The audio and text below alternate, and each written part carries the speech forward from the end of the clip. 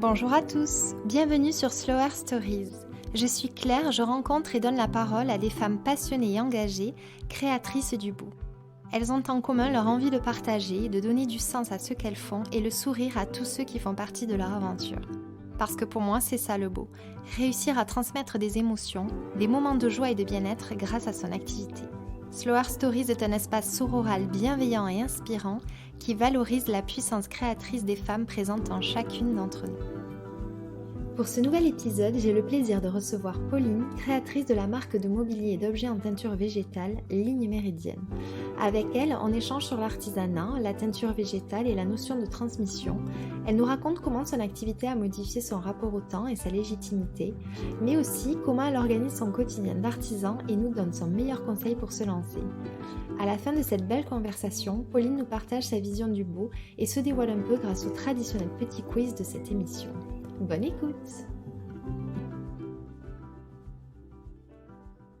Bonjour Pauline, comment vas-tu? Très bien. Très bien? Oui, très bien, merci. Je suis contente de t'accueillir sur cette émission. Est-ce que tu peux te présenter s'il te plaît? Oui. Alors, je m'appelle Pauline, j'ai 33 ans. Je suis installée à Toulouse depuis 10 ans maintenant, originaire de Strasbourg, où j'y ai passé près de 22 ans. Je suis tapissière d'ameublement et teinturière depuis peu. T'es épanouie dans ce que tu fais? Oui. Ouais. C'est issu d'une reconversion? T'as toujours fait ça? Alors j'ai une formation initiale qui est plus universitaire. En fait, j'ai fait des études de littérature après mon bac. Ok. Voilà, un master de lettres. Je travaillais sur la correspondance des arts. J'étais plus orientée du côté recherche. Tout ce qui était interdiscipline entre la littérature et les arts visuels, donc la photo, la peinture principalement. T'avais ce côté artiste qui était prononcé déjà. T'es une littéraire. Oui, j'aimais beaucoup en fait, ça m'intéressait beaucoup et j'ai choisi de l'étudier. Et c'est vrai que après la théorie, j'ai voulu passer un peu à la pratique, et c'est le milieu de l'artisanat qui m'a beaucoup appelée. Et là, j'ai changé un peu de domaine, d'activité, et j'ai repris des études, mais du coup dans toute autre chose, et dans l'artisanat. J'ai commencé par la menuiserie d'abord. D'accord. Ensuite, la tapisserie d'ameublement, ça a un peu glissé. J'ai commencé à me passionner de plus en plus pour le tissu, et du coup voilà, dans le siège. Et tout récemment, il y a 3 ans, je suis tombée un peu dans la teinture végétale, et depuis, voilà, dans ce qu'on appelle le design textile ou l'ennoblissement textile, et spécifiquement la teinture. Okay. Et végétale, à base de plantes. Et voilà. Super. Bah écoute, tu vas nous expliquer exactement comment tu t'es lancée. Oui. Est-ce que tu es plutôt quelqu'un de speed ou de slow? Je pense que je suis un peu des deux. Enfin, je pense que j'ai quand même une base de slow. J'ai besoin de temps. Mais c'est vrai que j'ai l'impression, dans mon quotidien d'entrepreneur et d'artisan, je suis, j'aime faire des choses, donc et j'aime faire beaucoup de choses, apprendre beaucoup de choses, donc le speed reprend un peu le dessus. Oui, voilà, c'est ça. Ça peut, il y a des périodes où je prépare beaucoup de choses, où c'est vrai que du coup c'est un peu une alternance des deux. Ouais, c'est un bon équilibre des deux. Oui, la recherche d'équilibre, ouais. Ouais. Entre les deux, c'est vraiment ça. Super. Comment t'es-tu lancée? L'envie de créer Ligne Méridienne est arrivée comment? Est-ce que tu peux me dire aussi, est-ce que c'est difficile d'être artisan aujourd'hui? Oui, alors Ligne Méridienne, je l'ai créée en 2017, après mes études en tapisserie d'ameublement, et parce que avoir un emploi salarié dans l'artisanat, c'est vraiment compliqué, donc je me suis installée à mon compte, et voilà, depuis mon activité a un peu changé, c'est-à-dire que je faisais beaucoup de restauration de sièges avant, et maintenant j'en fais beaucoup moins, puisque je me suis lancée dans la création sur mesure, et aussi les ateliers de teinture végétale que je donne. Est-ce que c'est difficile d'être artisan aujourd'hui? Je pense que c'est pas plus difficile qu'avant. Je pense que le métier a beaucoup évolué dans les différentes disciplines. Et voilà, et qu'il faut s'adapter à de nouvelles choses, à une nouvelle manière de vivre, de consommer. Oui, parce que j'imagine que ce qui, peut-être il n'y avait pas autant avant qu'il y a maintenant, c'est ce besoin de communiquer sur son activité. Oui, aussi. C'est vrai que quelqu'un qui est artisan, du coup, et quelqu'un qui est manuel, qui est créatif, et qui n'a pas forcément les aspects communication, marketing. Et aujourd'hui, je crois plus qu'avant, ça demande aussi d'avoir ces compétences-là, ou en tout cas de les sous-traiter pour pouvoir se faire connaître. Est-ce que ça t'a semblé difficile à toi de développer ta notoriété? Je pense qu'il faut voir les choses sur le long terme et il y a vraiment cette vision-là dans l'artisanat, donc c'est pas difficile à mettre en place, c'est juste que c'est des choses qui prennent du temps, Oui, comme c'est ça. tout, et il y a vraiment une réflexion sur le temps qui est inhérente au métier d'artisan. Après, c'est vrai que c'est pas évident de jongler avec ces différentes casquettes puisqu'on est un peu propulsé dans des métiers qu'on connaît pas, et donc effectivement, moi je fais vraiment partie de ces personnes, je sous-traite dès que je peux en fait, et ça me fait très plaisir de pouvoir faire appel à d'autres professions qui puissent m'aider sur ce chemin, et surtout dont c'est le métier. Ça, je trouve que c'est vraiment chouette. Pendant très longtemps, dès le début là, ça fait un peu plus de 5 ans, je sais qu'il fallait communiquer, et donc des photos. Je m'en voulais parce que j'aimais pas les photos que je faisais et je les trouvais pas jolies, mais en même temps, je suis pas photographe. Et oui, on peut pas avoir tous les talents. C'est ça, exactement. Et c'est quelque chose que je délègue, et volontier, j'aime beaucoup travailler avec différents photographes pour leurs différentes visions. Ouais, c'est génial, c'est une belle vision, je trouve. Oui, moi j'essaye, mais je trouve que c'est chouette de pouvoir faire dialoguer tous ces arts justement entre nous. C'est chouette. Et ton envie de transmettre justement la teinture végétale, elle t'est venue d'où? Parce que c'est vrai qu'on peut, on peut aimer, tu peux aimer toi fabriquer sans pour autant avoir cette fibre-là pour la transmission. Ça t'est venu naturellement? Oui, ça a été un peu intuitif, un peu naturel. Enfin, avec la teinture végétale, ça l'a été, en fait, bizarrement. Je crois que j'ai tellement reçu, j'ai tellement appris, on a été tellement généreux par rapport à l'artisanat en général, que ce soit en menuiserie, j'ai beaucoup appris, en tapisserie également, en teinture aussi. Et pour le coup, avec mes études de littérature, j'ai pas du tout eu envie d'être prof de français, parce que ça aurait pu être un débouché pour moi. Et à l'époque, alors je pense que j'étais aussi très jeune, et que du coup je me disais je me sens pas d'avoir cette posture, mais là avec la teinture, je crois que d'une part j'ai reçu tellement que j'ai envie de pouvoir le retransmettre, et parce que peut-être c'est la discipline qui me donne envie de transmettre, je sais pas. Mais c'est beau, et je pense que ça vient aussi de la passion en fait. Quand t'es vraiment très passionné par ce que tu fais, t'as envie de le partager, et t'as pas envie de le garder que pour toi. Et la littérature aussi, c'est pour ça que, différemment, mais du coup, c'est vrai que quand je transmets la teinture végétale, évidemment, l'expérience est la meilleure des enseignantes, mais il y a tellement de ressources théoriques, il y a tellement de gens merveilleux qui ont écrit sur la teinture végétale que j'aime beaucoup justement documenter tout ce que je dis, et du coup, renvoyer vers ces sources-là. C'est bien, je trouve, comme approche. Mais après, c'est peut-être ma formation universitaire qui rentre en jeu, mais en tout cas, je pensais pas, tu vois, que forcément il y avait cette transmission comme ça. Alors, il y a eu beaucoup de transmission orale, évidemment. Oui. Mais il y a beaucoup d'études qui ont été écrites. Bien sûr. Parce que c'est un process qui est vieux. D'ailleurs, tu vas m'expliquer pourquoi ce choix-là de la teinture végétale. Oui.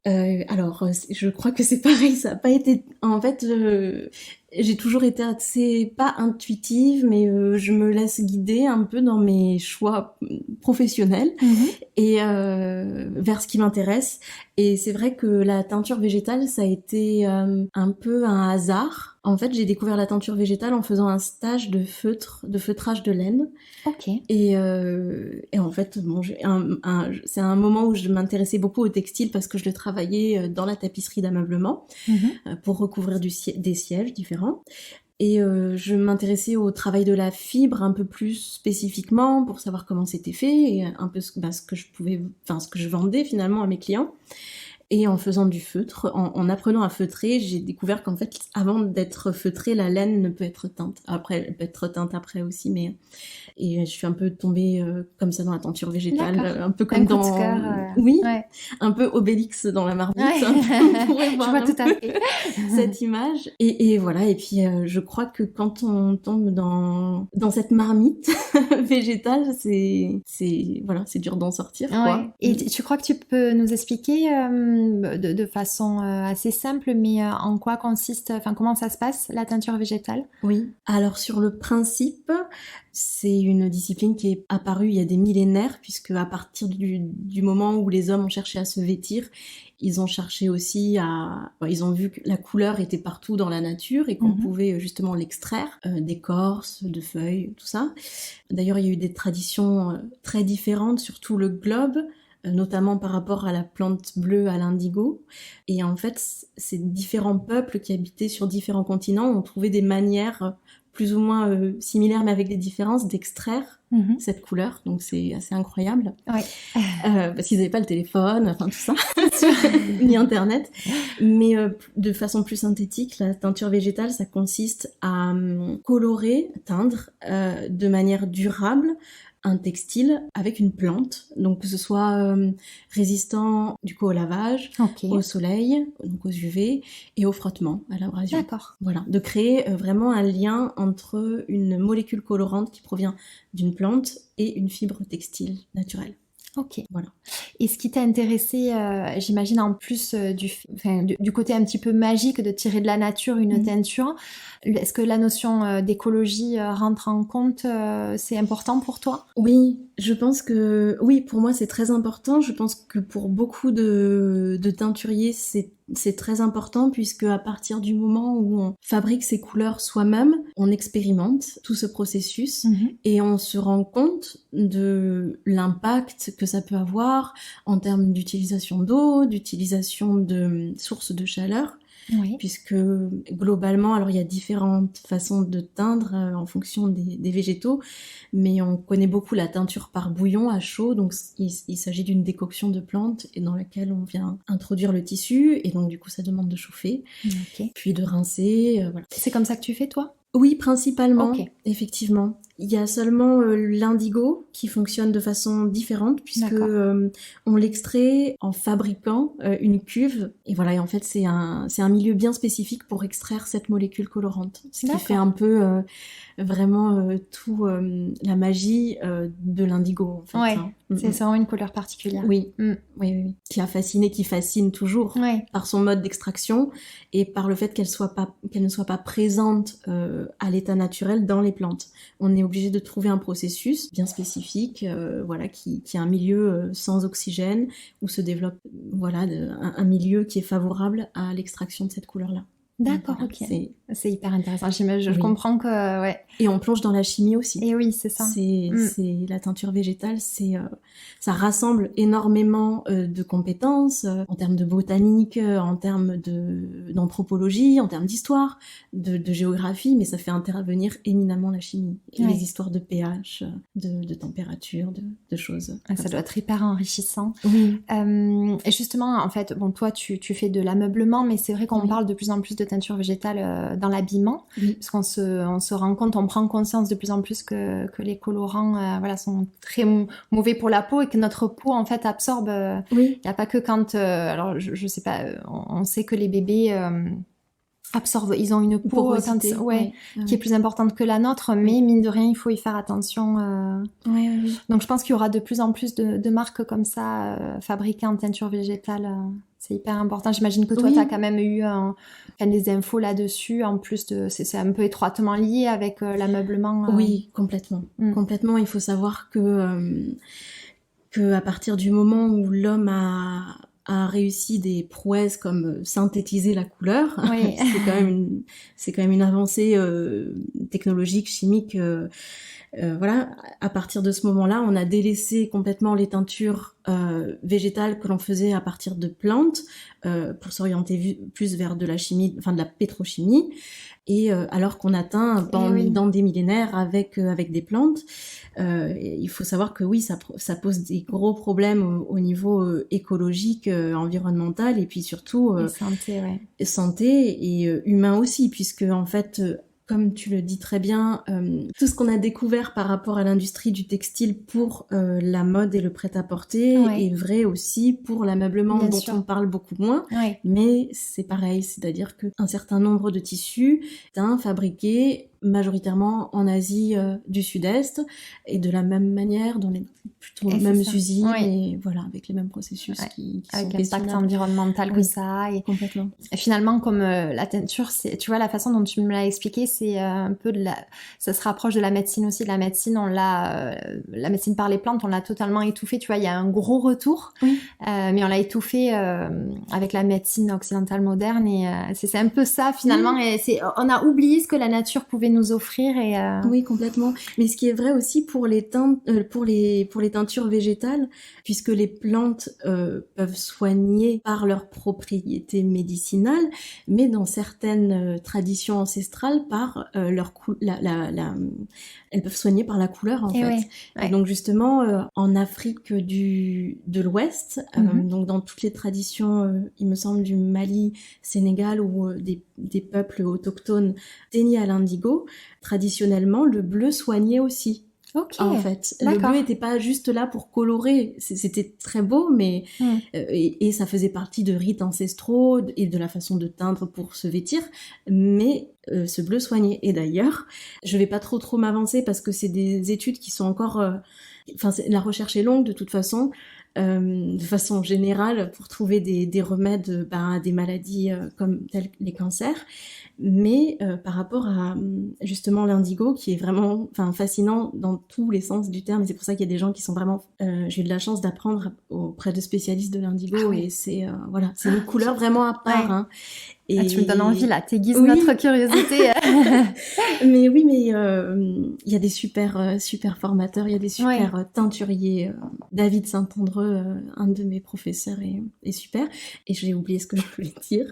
Mais oui, si, ils sont en train de faire des recherches sur un composant de l'indigo qui est l'indirubine, et qui serait étudié pour aider, alors je mets des gros guillemets, mais pour aider dans la recherche contre la leucémie, pour le traitement de la leucémie, donc, qui est plus ou moins un cancer de certaines cellules de peau. Je veux pas dire de bêtises, mais du sang, il me semble, mais moi non plus, je suis pas médecin, donc je veux pas dire de bêtises non plus, mais bon, en tout cas, on étudie activement ce composant-là de l'indigo. Et alors, parce que tu vois, tu as vraiment aiguisé ma curiosité, tu aurais peut-être une lecture à nous conseiller sur l'indigo? Je l'indiquerai dans le descriptif du podcast, comme ça, si ça intéresse les auditeurs. Ça sera plutôt des articles, mais on les indiquera, et des films aussi. Génial. Voilà. Trop bien. C'est très très chouette de le voir en image aussi. Ah ouais, j'imagine. Ouais. Ok, super. Merci Pauline. Est-ce que tu peux me dire où c'est que tu trouves l'inspiration? Comment se passe ton process créatif? Oui, l'inspiration. C'est pas évident toujours à expliquer. C'est pas toujours évident. Alors, c'est vrai que, comme je disais, ma pratique, elle est beaucoup basée, et c'est un peu peut-être une déformation professionnelle, mais je lis beaucoup sur la teinture végétale, sur les plantes et sur les couleurs. Et en fait, j'essaye de me réapproprier d'anciennes recettes, enfin pas d'anciennes recettes, mais j'essaye de recréer des gestes, des couleurs qui ont été déjà développées avant. Ok. Et voilà, et d'observer, de travailler vraiment... sur ce dialogue entre la plante, la fibre. Voilà, je développe vraiment avec l'expérimentation de ce que... D'accord. Et c'est parfois, parce que tu m'as dit que tu faisais de la personnalisation, donc c'est de la création sur mesure, pardon. Et ce sont des personnes, donc des clients qui ont un besoin, qui te contactent. Et toi, en fait, en fonction de cette pièce-là, c'est là où tu vas te inspirer, où ça te parle, c'est en fonction de leurs besoins et de toi ce que tu peux faire. Comment ça se passe exactement? Oui. C'est la pièce qui t'inspire? Alors, pour l'instant, en teinture végétale, je travaille pour des clients qui sont des architectes, plutôt des pros, du coup, architectes, décorateurs, par exemple des propriétaires de gîtes ou de chambres d'hôtes ou d'hôtels. Et en fait, on définit leurs besoins, donc que ce soit pour du siège, pour un paravent, pour des coussins. Et donc, à partir de ce moment-là, je leur envoie un nuancier et on réfléchit sur la couleur qu'on peut retravailler après pour vraiment travailler à façon, donc sur mesure, sur une couleur bien spécifique. Donc voilà. Sur le sur-mesure, c'est vraiment aussi un dialogue avec les clients, surtout professionnels. Et à côté de ça, je développe une gamme de mobilier dont tous les tissus seront en teinture végétale. Donc ça sera surtout du siège. Génial. Parce que c'est lié à mon premier métier. Ouais. Et que je fais toujours, puisque finalement je conjugue la tapisserie d'ameublement à la teinture végétale. Donc c'est vraiment un entrelacement des deux, en fait, de ces deux disciplines. Et ça, ce sont des pièces, soit des pièces uniques, soit des très petites séries qui sont présentées sur des salons professionnels d'artisans d'art. D'accord, ok. Et en ce moment, on peut pas en faire, mais techniquement, je travaille des pièces qui sont exposées sur des salons. Ah voilà, tu les mettras pas en vente sur ton site? Non. C'est pas pour du particulier. Ça peut. Les particuliers peuvent me contacter. Mais ça reste de la demande, du coup, comme tu l'as dit tout à l'heure, de la demande. Alors, soit c'est du sur-mesure avec... oui, c'est le mot, j'arrivais pas à trouver. Quand on est pas... Oui, soit c'est du sur-mesure pour des clients professionnels qui sont dans l'ameublement... de manière générale, gîtes, chambres d'hôtes, décorateurs, soit c'est des pièces qui sont proposées sur des salons d'artisans d'art et qui effectivement peuvent plaire à des particuliers ou à des professionnels qui font aussi les salons. Après, ce sont des pièces qui ont un certain coût parce qu'elles sont vraiment... en fait, c'est des pièces qui sont presque uniques ou en petite série. D'accord, ok. Voilà. Ok, super. Mais qui pourront ensuite être dans différents endroits. Voilà. Oui, reproduite peut-être différemment, mais... Oui, voilà, c'est ça. En fait, on peut jouer sur l'unicité l'unicité du produit ou de la couleur. D'accord. Voilà. J'ai l'impression qu'il y a beaucoup de possibilités. Oui, j'ai l'impression aussi. Et tu te fournis où, justement, toi, quand tu fabriques? Oui.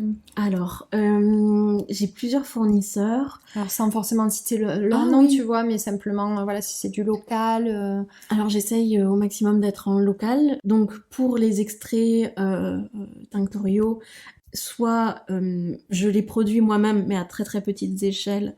Et ça, c'est des végétaux qui vont servir dans les ateliers que je donne. D'accord, pour avoir vraiment ce rapport au végétal. Okay. Et sinon, je les commande à des producteurs français qui produisent une partie de leurs extraits colorants et qui sont basés entre La Rochelle, l'Hérault ou le Luberon. Ok, oui, c'est vraiment alors très proche de la Haute-Garonne. Oui, c'est vraiment le bassin sud. Et j'essaye je sélectionne ce qui me contraint aussi dans ma pratique, mais j'aime ça. Je sélectionne des matières qui sont produites en France, majoritairement. Voilà. C'est très bien. Toujours pour limiter, parce que effectivement, il y a toujours pas un hiatus, mais il peut y avoir aussi...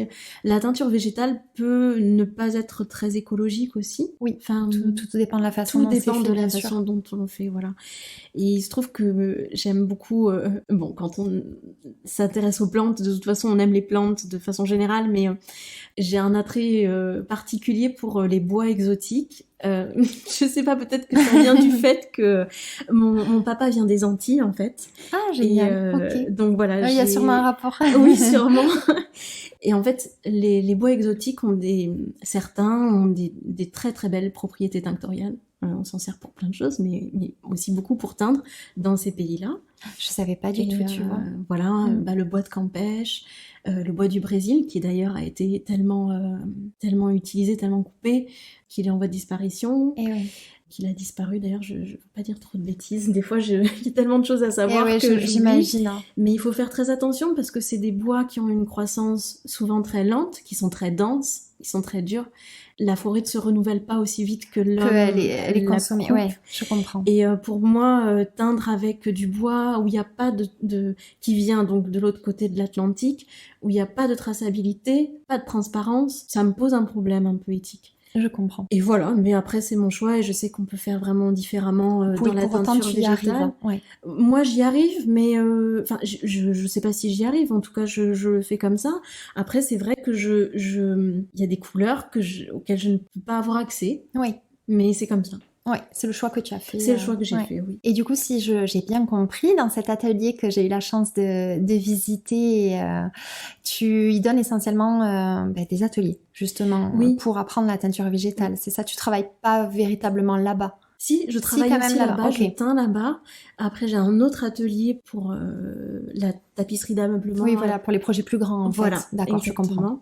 Parce que toutes ces activités, ça prend de la place. J'imagine. Et qu'à Toulouse, en fait, il n'y a pas beaucoup de place. C'est normal, après, on est en ville, donc voilà. On peut pas tout avoir. On peut pas tout avoir, mais on exactement. s'adapte. Oui, c'est ça. Et donc effectivement, je donne des workshops d'initiation. Je fais aussi, j'ai un projet aussi pour le faire en milieu scolaire, et parce que je pense que on parle de tout ça depuis tout à l'heure. Je pense que la pédagogie c'est la base, et qu'il faut commencer très très jeune, et que surtout, enfin voilà. Donc oui, voilà. C'est très bien. Je donne des ateliers pour initier à la teinture végétale. Tu vois, ça m'intéresse. C'est vrai. J'aimerais bien. Tu es la bienvenue quand tu veux. Qu'est-ce que tu souhaites transmettre du coup avec Ligne Méridienne ? Je pense que tu y as répondu à cette question un peu indirectement, mais ton intention première avec la création de ta marque ? C'est effectivement, je pense que j'ai un peu répondu déjà, mais c'est sensibiliser sur l'artisanat, sur le fait de faire des choses, prendre le temps de les faire, de transmettre tous ces savoir-faire ancestraux que des tas d'artisans ont pratiqués avant moi. Alors je le fais pas pour la tapisserie d'ameublement, mais au moins pour la teinture végétale, sinon je m'en sortirais plus. Mais au moins pour la teinture végétale, de sensibiliser, de revenir justement à cet objectif aussi pédagogique et qui semble vraiment intéresser les personnes qui viennent. Et puis quoi d'autre ? Transmettre à travers mes créations un côté très intemporel, un côté très naturel, l'harmonie des couleurs, aussi justement transmettre justement une couleur comme on n'a pas l'habitude de la voir. Oui, moi c'est ce qui m'avait marqué quand tu m'avais montré, c'est magnifique, il y a une sorte de...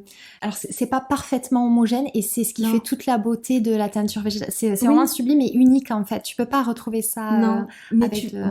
Mais tu dis exactement, c'est très très vrai.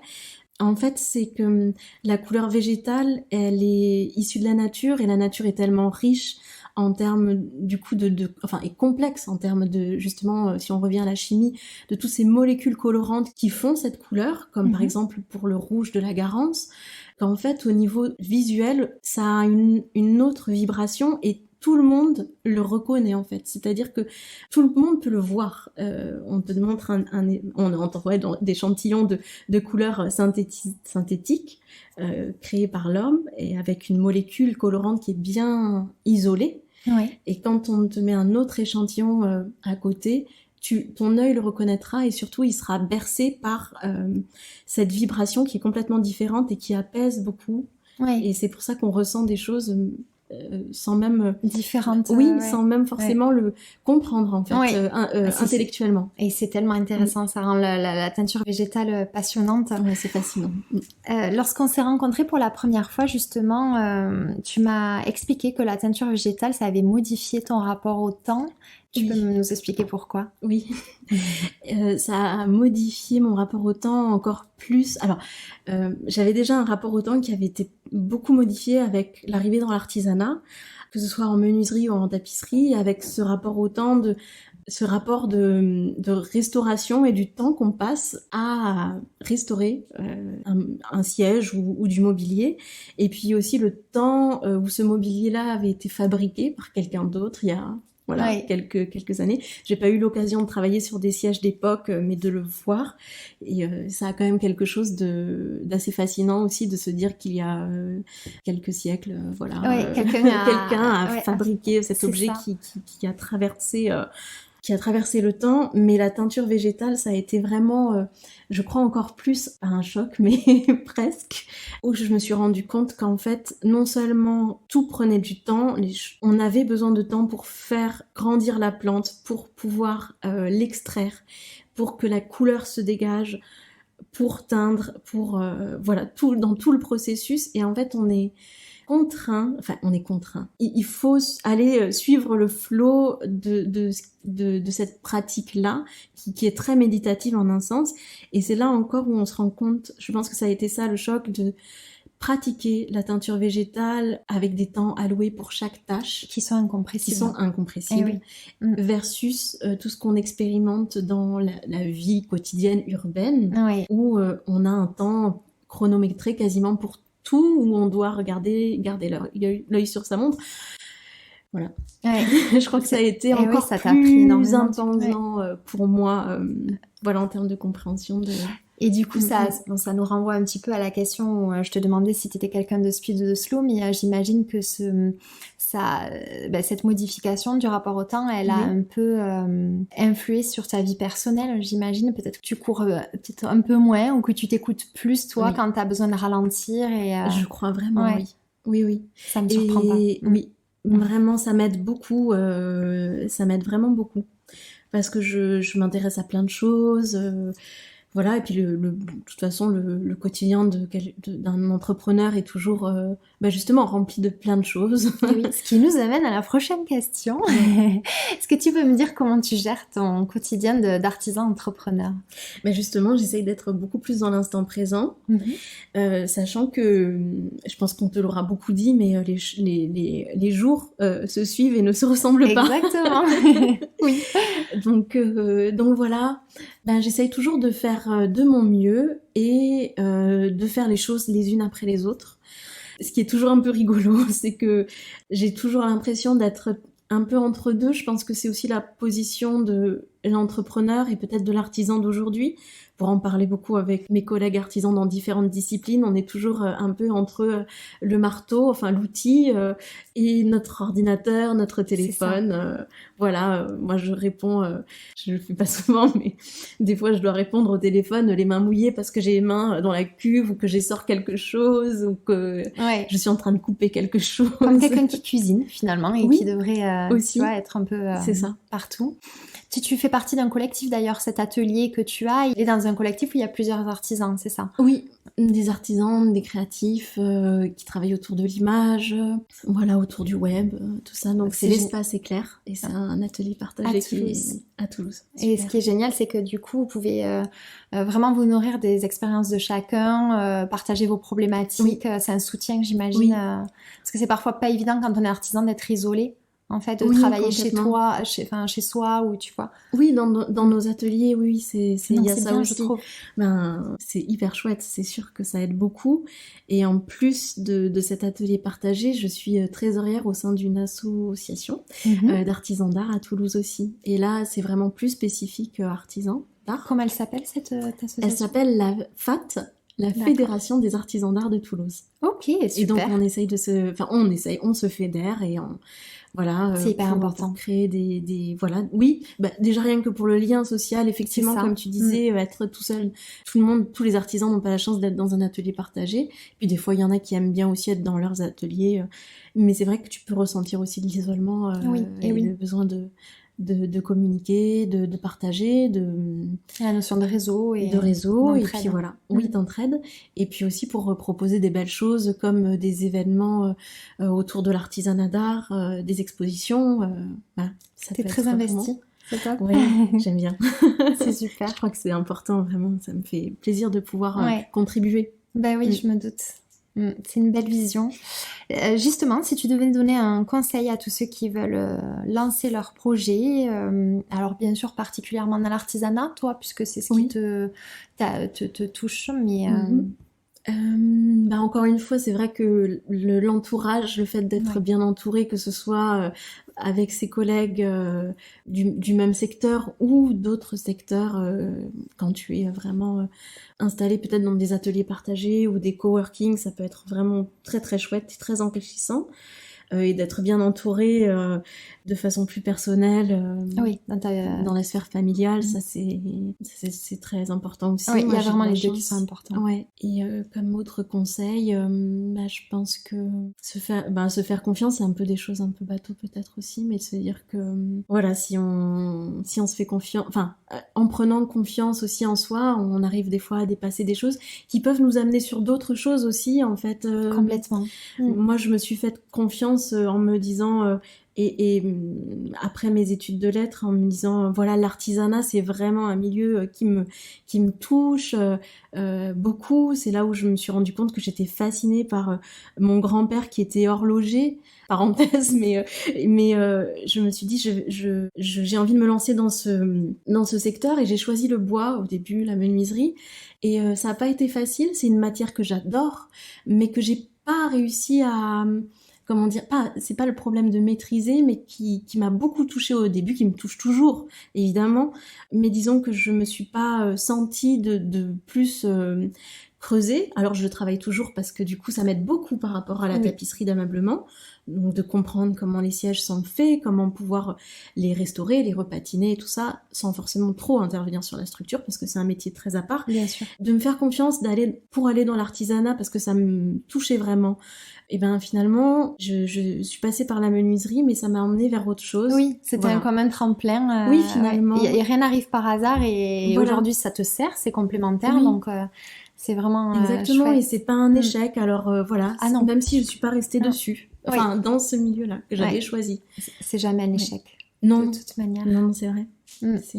Et est-ce que tu as ressenti justement des problèmes de légitimité, ou est-ce que ça s'est construit? Est-ce que tu as un conseil justement à donner pour surmonter ce souci de légitimité auquel on est quand même souvent confronté quand on est entrepreneur? Je suis beaucoup dans ce complexe-là, dans ce syndrome de l'imposteur, donc je travaille beaucoup sur moi. Je sais pas si j'ai des conseils à donner du coup, parce que je suis un peu justement dans... En tout cas, peut-être en voyant le résultat de ton travail, parce que c'est vrai que contrairement à quelqu'un qui... tu vois, je me suis toujours dit, moi, dans ma position où je bosse plutôt dans de la création de contenu web, ça reste moins...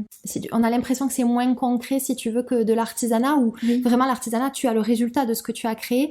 Donc je me dis, ça doit peut-être les aider dans ce travail de légitimité, de voir que le travail plaît, tu as passé du temps sur une pièce, et tu vois ton client, c'est matérialisé, quoi. Du coup, ça doit peut-être aider. C'est vrai, oui, c'est vrai que ce côté-là, justement, de l'artisanat, où on arrive à un objet fini qui va toucher quelqu'un et avec qui va se créer un lien vraiment c'est un lien d'humanité, j'allais dire, je trouve qu'il y a un côté noble, tu sais, dans... Donc oui, je pense que ça aide. C'est vrai que ça aide, c'est indéniable, oui. Et puis peut-être aussi ce travail que tu as fait de te documenter. Toi, c'est inné, parce que c'est aussi en toi d'énormément te lire sur le sujet. Oui, mais tu vois, j'ai toujours peur de faire trop d'approximations, parce qu'il y a tellement à savoir, et que du coup mon travail n'est plus d'être chercheur, en fait. Non, c'est sûr. Mais c'est vrai que j'ai toujours peur d'oublier des choses que je lis, ou de dire des inexactitudes. Oui, de se mélanger, et pourtant d'être beaucoup documentée quand même. Bien sûr, l'un n'empêche pas l'autre. Oui. Ok. Et aujourd'hui, ça va mieux sur ce souci de légitimité, ou tu travailles? C'est un travail au quotidien peut-être, je crois. C'est ça. Normal. Mais oui, ça va mieux. C'est sûr que ça va mieux que quand je me suis lancée. Bien sûr, poids des années et la pratique, à force de pratiquer, ça aide. Oui, c'est la seule chose, c'est pas la seule chose, mais oui, la pratique quotidienne, régulière, aide énormément à prendre confiance, mais ça prend des années. Bien sûr. C'est un chemin de vie, en fait, finalement. C'est vraiment une philosophie de vie. C'est aussi ça. L'artisanat, et oui, c'est ce que j'aime transmettre, et c'est ce qui me traverse aussi, c'est que, c'est un art de vivre, très simplement. Exactement. C'est joliment dit, c'est un art de vivre. C'est tout à fait ça. Qu'est-ce qui est le plus gratifiant dans ton activité? Il y a deux choses. Je pense que pour en revenir à ce qu'on disait tout à l'heure juste avant, la matérialité qui résulte de tout le travail de la main et de l'esprit et du cœur de l'artisan, je pense que ça lie à l'autre, ça lie les hommes entre eux. Et ça, c'est très gratifiant de voir que tes pièces peuvent plaire, qu'elles touchent, qu'elles peuvent faire dégager des émotions comme devant un tableau ou une photo, et que surtout ces pièces vont avoir une vie, vont être, tu vois... Ouais, c'est vrai que tu allais me dire ouais, ça. C'est vrai que elles vont être imprégnées d'histoire et de vécu. Oui. Donc, ça, moi, c'est ce que je... Et c'est vrai que dès le départ en tapisserie, j'étais toujours très heureuse de voir les pièces que j'avais restaurées s'installer en me disant waouh, c'est super, enfin quelle chance d'avoir pu travailler sur cet objet, presque un honneur de pouvoir participer à sa seconde vie, parce que ça va peut-être un peu loin. Non, je comprends tout à fait ce que tu veux dire. Mais voilà, et puis c'est vrai que ce qui est gratifiant, oui, c'est par rapport à l'enseignement, enfin à la transmission, enfin, voilà, avec toute l'humilité que bien sûr qu'il y a dans ça, c'est très chouette de voir de l'émerveillement, des sourires, enfin un peu des paillettes dans les yeux quand les couleurs sont là, qu'on arrive à autre chose en mélangeant, en ajoutant des fois des choses. Enfin, c'est exactement ça, c'est la notion d'émerveillement et de magie, finalement, on en revient à ce côté-là. Mais de magie toute simple, finalement, parce que ça reste très... ça nous ancre beaucoup, finalement, c'est pas quelque chose, justement, Enfin, c'est la magie, je trouve... comment dire, pas paysanne, mais... c'est la magie des plantes, mais du coup qui nous entoure, naturelle, en fait, et on se rend compte qu'on a été un peu déconnecté beaucoup pour les gens qui vivent en ville. Moi, j'ai toujours, alors j'ai eu beaucoup de chance parce que mes parents nous ont toujours beaucoup amenés dans la nature. J'ai toujours été beaucoup au contact de la nature. Voilà, de façon générale, mais après, moi je le vois, même après mes formations, et pourtant j'en ai fait quand même quelques-unes, et j'ai l'impression que c'est un peu la même chose pour mes élèves qui ressortent des workshops, c'est ces paillettes dans les yeux en se disant mais on est entouré de couleurs partout et on peut justement nous approprier cette pratique, ces techniques-là. Oui, ça permet de retourner à l'essentiel et d'avoir un regard même différent sur ce qui t'entoure, même en étant en ville, de réussir à trouver justement cette reconnexion avec la nature qui même en ville n'est pas impossible. C'est vrai que moi, j'ai comme toi été amenée à la montagne en fait toute ma jeunesse par mes parents, et c'est vrai que j'aime la ville, mais j'ai toujours ce besoin, au moins une fois par semaine, de me reconnecter et d'aller vraiment dans la campagne ou dans la montagne. Sinon, j'étouffe. C'est hyper important. Je crois qu'on l'a... Et encore plus qu'avant, je crois qu'on l'a vraiment tous ressenti. Oui, encore plus avec le confinement, oui, c'est sûr. C'est ça. C'est sûr que ceux qui étaient à la campagne, ils étaient bien. Est-ce que tu peux me donner ta définition de faire le beau, s'il te plaît? Alors, c'est très complexe, je pense. Enfin, ma définition, je pense que... c'est vraiment un dialogue entre l'homme et la nature. Je pense que oui, de réussir à dialoguer, à se connecter à ce travail aussi des mains, à ce travail qu'on fait aussi avec les yeux, avec tous les sens en fait. C'est ça dans la pratique de faire le beau qui me touche beaucoup, et de créer un vrai lien avec la matière que l'on manipule, que l'on peut extraire, que l'on peut façonner, et voilà, travailler avec le cœur aussi. Ça, c'est une belle définition. Tu t'en es très bien sortie. Ah ouais, d'accord. C'est très beau, c'est très très beau. Vraiment, magnifique définition, je trouve. On va passer au traditionnel petit quiz de cette émission. Est-ce que tu peux me donner un paysage qui t'inspire, s'il te plaît? Oui, mais justement, on partait en vacances avec mes parents du côté de la Provence, et ce qui m'a animée, enfin ce qui m'avait vraiment émerveillée, c'était les carrières d'ocre de Roussillon, dans le Luberon, où la terre est vraiment des couleurs je vois tout à fait. rouge, orangé, de désert, voilà. Ça m'avait vraiment, avec toute la végétation, des pins, l'odeur des pins... de la végétation de Provence. Ça doit être magnifique. On a un tout petit coin aussi dans les Pyrénées-Orientales comme ça. mais petit, tu vois. faut que j'y aille. Ouais, et je pense qu'il y a quelques endroits comme ça en France où il y a qui ressemblent au Grand Canyon en Oui, quelque sorte, oui. version C'est ça. Je crois qu'on l'appelle le Colorado provençal. oui, voilà. C'est ça, hein. Exactement, c'est ça. J'avais du mal à le sortir, mais effectivement, Le c'est ça. Colorado. Le Colorado provençal. Oui, mais ça m'inspire beaucoup, oui, Ouais. pour ma pratique. Ah ouais, tu m'étonnes, c'est riche en couleurs là. Oui. Ouais, j'en doute pas. Et du coup, il est vraiment en harmonie. Pardon de te couper. Non, mais du vraiment coup, parfois, ton travail te renvoie à ces mémoires, enfin, ces souvenirs-là, j'imagine, Oui. par la couleur. Merci, oui. Un objet indispensable. Mon stylo. Un stylo. J'aime beaucoup les stylos pour écrire. Ça fait du bien de ne pas entendre un objet style le téléphone, ça change. Ah oui, mais j'écris beaucoup, alors oui, mon stylo. C'est génial. Après oui, je suis beaucoup aussi au téléphone, forcément connectée un peu. Mais écoute, si c'est ta première réponse, c'est des que... stylos sur moi. Ok, génial. Ta plus grande qualité? On me dit souvent que je suis quelqu'un d'attentionné et c'est vrai que j'aime beaucoup m'occuper des autres en un sens, mais surtout faire en sorte qu'ils soient bien. Oui. Ouais, je crois que j'aime c'est beaucoup, ce qui émane de toi en tout cas. Ouais. Une mauvaise habitude sur laquelle je travaille, je pense que on en revient au rapport au temps et le fait d'être un peu distraite, enfin pas distraite, mais intéressée par plein de choses et penser que j'ai le temps pour faire plein de choses en même temps. D'accord, je vois. Voilà. Et plus, je pense qu'il faudrait que je... Tendance à t'éparpiller peut-être? Oui, un peu m'éparpiller. Te déconcentrer? Oui, des fois ça me je crois que c'est aussi. propre aux artistes, mais... Oui. mais alors, bon, Ah oui, bah alors du coup... je pense que c'est la chose qui pas qui m'handicape le plus, mais... Oui, parfois, t'as l'impression que tu n'as pas rempli exactement... Enfin, que tu n'es pas arrivé à l'objectif de départ, parce que tu t'es laissé un petit peu... Non, je vois tout à fait. Un livre, une lecture qui t'a particulièrement marqué ou que tu veux nous partager ton coup de cœur. Oui, les livres, c'est compliqué de choisir. Vraiment, c'est... Ah oui, je te comprends, je lis beaucoup aussi, et ouais. Je dirais, j'hésite vraiment beaucoup, mais je dirais sûrement Colette et un de ses romans qui s'appelle Les Vrilles de la Vigne, et c'est un recueil de récits, enfin de poèmes et de petits textes. Et j'aime beaucoup son écriture à Colette. Ouais. Ok, j'ai jamais lu Colette, tu vois, donc je note. C'est vraiment une de mes écrivaines préférées avec Françoise Sagan. Voilà, elles sont ex-aequo toutes les deux. D'accord. Ça me fait beaucoup de bien de les lire toutes les deux.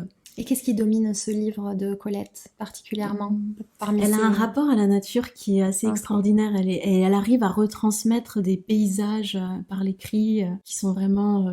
Ça fait voyager, on est dans l'émotion. Voyager. Oui, on est beaucoup dans le visuel et beaucoup dans la musique en fait, dans la musicalité de son écriture. Mais comme Françoise Sagan, je trouve aussi beaucoup. Il y a vraiment une musique qui se dégage. Magnifique. Ok. Tu m'as donné envie là. Je te conseillerais la pile à lire. Je te conseillerais des livres. Super. Une matière. Eh bien, j'ai envie de dire le textile. Ça serait mais bon. Et une en particulier peut-être? C'est très dur. C'est dur. Ah, j'adore. Tant mieux. C'est très bien. Ok, tu les aimes toutes. Non, lin et chanvre à ex-aequo. Ok. Ah non, mais je sais pas. Laine, soie, je sais pas. Puis il faudrait pas qu'elle t'entende, t'imagines? Oui, c'est sûr. Non, je ne peux pas choisir. Ah non, pas possible. Un rituel détente. Alors, le rituel, je dirais que j'ai découvert il y a pas longtemps. Les automassages. Et je trouve que c'est génial. Super. Ok. Moi qui adore être massée ou massée, mais j'adore être massée quand même. Et donc, j'ai découvert... On vit quand même à une époque formidable où on peut apprendre, que ce soit dans les livres ou sur Internet, des techniques de massage sans devenir évidemment masseur professionnel, mais parce que ça c'est encore un autre métier, mais se faire du bien et se détendre. Il y a les massages du visage qui sont super que je fais. On en parle pas mal sur les réseaux sociaux. Ouais. Ah oui. Oui, beaucoup. D'accord. C'est une nouvelle, alors c'est une tendance, une très bonne tendance, mais il y a le yoga du visage. Massage du visage, vraiment, on en parle beaucoup et c'est hyper apaisant. Oui. Ouais. On ne pense pas assez aux automassages. Oui. Je crois que c'est une très bonne pratique parce que c'est vraiment un rapport avec soi, un moment vraiment pour soi de détente. Et puis, ça n'a pas besoin de durer 1 heure.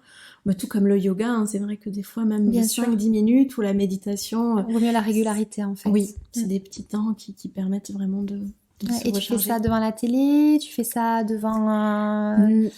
tu t'accordes un moment particulier? Oui. Soit je fais ça dans ma chambre, soit je fais ça dans ma salle de bain. Et puis ça dépend. Voilà, devant mon miroir. Moi, je fais aussi le massage au gua sha avant de me coucher le soir pour faire pénétrer le soin. Et c'était hyper détendu, ça fait un bien fou. Il faut se les accorder, ce moment. Oui. C'est un très bon rituel, ça. J'essaierai avec des instruments ancestraux. Eh bien, c'est ça, c'est le mot ancestraux. Tu vois, il y a un retour, c'est incroyable. Oui, c'est fou. Ouais. C'est la période qu'on vit, je crois, qui veut ça. Une Madeleine de Proust à nous partager. Oui. Alors là, je pense sans hésitation, c'est le jardin qu'avait ma grand-mère. Des moments fabuleux dans la cabane. Il y avait vraiment tout et vraiment avec le recul, je me rends compte à quel point j'étais chanceuse de pouvoir grimper dans les arbres, manger des mirabelles, des cerises, des mirabelles. Un havre de paix. Oui, vraiment. Qui a dû t'ouvrir d'ailleurs à cet émerveillement. Mais oui, mais voilà, quand on est enfant, on n'y pense pas, c'est tellement intuitif. Et pourtant, c'est une empreinte après qui est laissée, je trouve. Oui, complètement. Vraiment. Un mantra qui t'accompagne au quotidien ou quand tu as des moments difficiles. Alors, je me dis beaucoup de respirer. Et ça peut paraître essentiel, mais en fait, ça marche pas correctement tout le temps. C'est ça. Et j'ai fait beaucoup de yoga. Enfin, le yoga m'accompagne depuis quelques années. Et c'est vrai que des fois j'ai moins le temps de le faire, mais c'est vrai qu'on le sent. Et avec tous les cours que j'ai pris, je sais qu'on axait beaucoup sur la respiration. Et puis je me demandais mais pourquoi. Mais en fait, je sais que c'est la base. C'est la base. Et quand on est stressé ou angoissé, on s'aperçoit quand tu prends conscience que tu ne respires plus, tu te dis ah oui, c'était bloqué. En fait, c'était bloqué. Donc oui, il faut se le rappeler. Chose la plus élémentaire, mais faut se le rappeler. Et ça permet de revenir encore une fois dans l'instant présent. Oui, et vraiment de réoxygéner le cerveau. C'est vraiment, ça agit sur beaucoup de choses. J'ai une dernière question pour toi. Qui aimerais-tu que j'invite sur ce podcast? Est-ce que tu as un coup de cœur particulier qui pourrait correspondre un petit peu à... Je pense justement avec la respiration, l'instant présent, à une professeure de yoga que j'ai découvert plus ou moins il y a 1 an grâce ou à cause du confinement, je sais pas. Mais en tout cas, j'ai fait une belle découverte puisque c'est une professeure de yoga qui est installée à Albi et qui s'appelle Elisa et avec qui j'ai suivi des cours de yoga donc en visio et qui est très très chouette. Je trouve qu'elle a un rapport, elle est artiste à côté, elle écrit de la poésie, elle fait de la photographie et elle a une pratique autour du souffle et du mouvement qui est très intéressante. Ah, d'accord. Je pense que ça pourrait te plaire. Ah, super. Je peux la trouver comment? Elle est sur les réseaux sociaux, sur Instagram. Tu m'enverras son nom. Et elle a un site Génial. Très joli. Écoute, merci beaucoup pour ce partage. J'ai vraiment adoré cette conversation. C'était passionnant, Pauline. Merci beaucoup. Et je crois qu'on aurait pu continuer comme ça longtemps. Parce que tu es vraiment quelqu'un qui est passionné par ce qu'elle fait et merci beaucoup de nous avoir transmis ça. Merci de m'avoir accueillie. Avec plaisir. Mais écoute, je te dis à très bientôt et surtout bonne continuation à l'île Méridienne. Merci beaucoup. J'espère que cet épisode vous a plu. J'ai pris beaucoup de plaisir à l'enregistrer. Si vous souhaitez me soutenir et ne manquer aucun épisode, je vous invite à vous abonner sur votre plateforme d'écoute et pourquoi pas, si le cœur vous en dit, à noter le podcast et à laisser un avis, ça m'aidera à le faire connaître. Je vous retrouve dans 15 jours pour une nouvelle histoire inspirante. En attendant, on se retrouve sur le compte Instagram Slower Stories pour plus de contenu et prenez bien soin de vous.